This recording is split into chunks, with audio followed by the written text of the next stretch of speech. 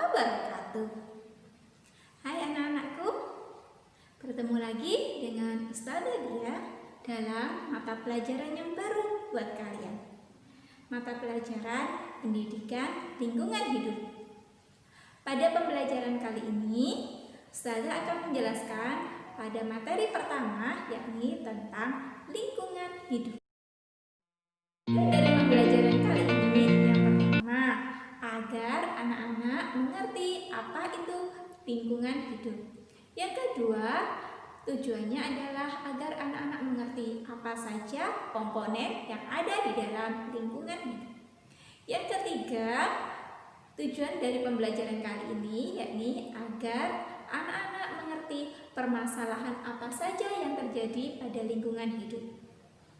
Oke anak-anak, untuk lebih mengenal lagi mata pelajaran yang baru ini, simak penjelasan Ustazah berikut. Lingkungan hidup oleh tim pengajar kelas 4.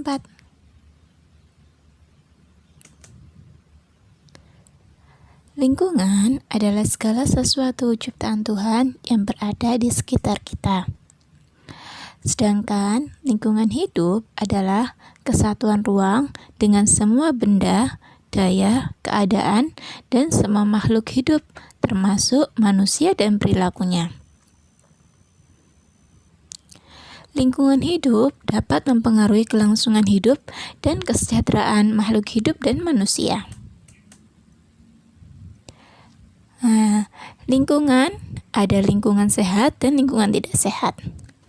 Lingkungan sehat adalah lingkungan yang bersih, indah, dan rapi, sehingga terhindar dari kuman atau bibit penyakit dan bakteri.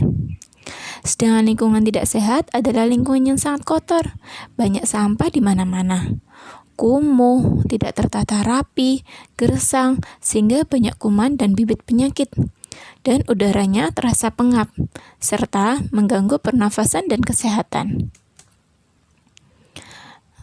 Berikut ini adalah komponen-komponen lingkungan.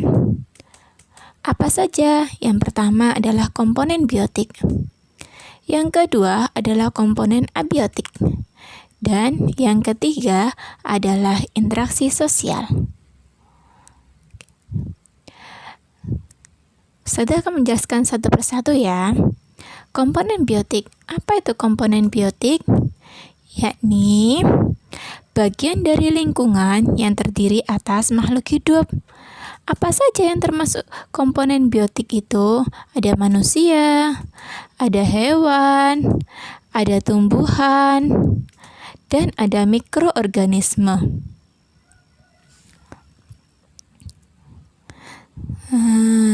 Yang kedua adalah komponen abiotik.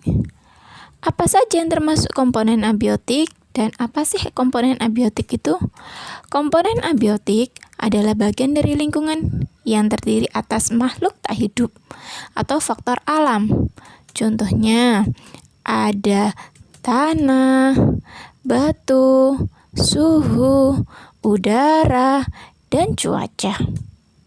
Yang ketiga adalah interaksi sosial.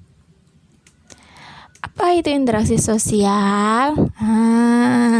Dari gambar yang disajikan ini kita bisa mengetahui, ternyata interaksi sosial adalah interaksi yang terjadi antar manusia atau antar kelompok dan secara langsung atau tidak langsung mempengaruhi suatu individu.